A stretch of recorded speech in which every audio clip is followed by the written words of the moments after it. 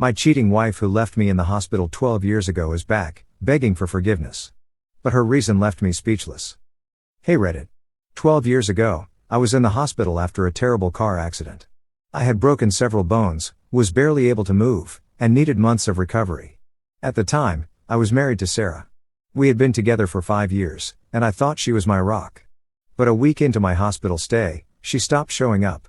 I assumed she was busy or overwhelmed, but then I got a text that shattered me. Sarah told me she couldn't handle the stress of caring for someone so dependent and that she needed to focus on her own happiness. Just like that, she was gone. No visits, no follow-ups, no support. I had to rely on my parents and friends to get through the hardest period of my life. To say I was devastated would be an understatement. I remember lying in that hospital bed, wondering what I had done to deserve this. The woman I loved, the person I thought I would grow old with, just walked away without looking back. It wasn't just the physical pain I was dealing with, it was the emotional betrayal that cut even deeper. At the time, I tried reaching out to her to get closure, but she completely ghosted me.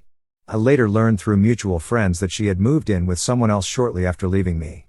It was like I didn't exist to her anymore, and that realization hit me like a ton of bricks. It took years to rebuild my life. I focused on my recovery, went to therapy, and eventually, I found love again.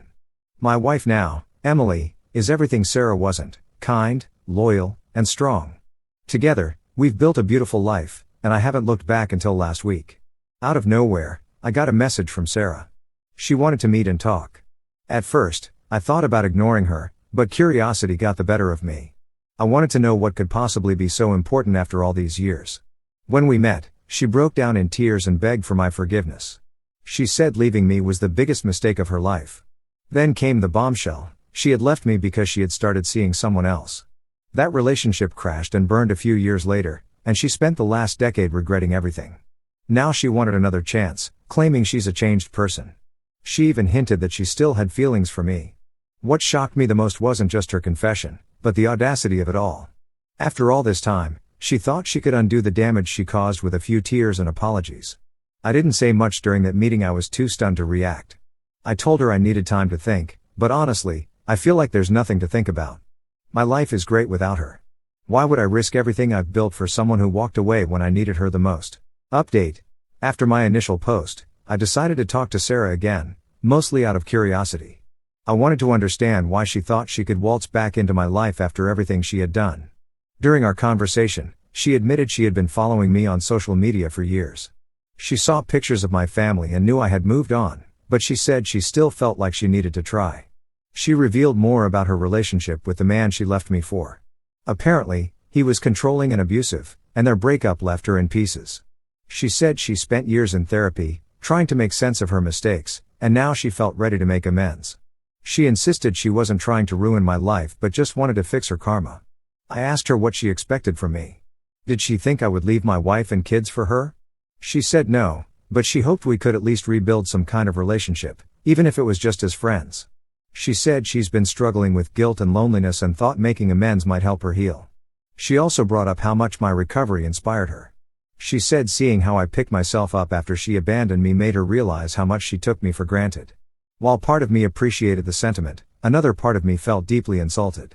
It felt like she was trying to turn my pain into a redemption arc. I told her I don't hate her, but I also don't think we can be friends. Her actions back then showed me who she truly was, and while I've forgiven her in my heart, I don't see a place for her in my life now. She seemed crushed but said she understood. As I walked away from that meeting, I couldn't help but feel a mix of pity and relief. Over the next few days, Sarah kept sending me messages, apologizing and pleading for another meeting. I ignored them, realizing that entertaining her any further would only make things harder for both of us. Another update.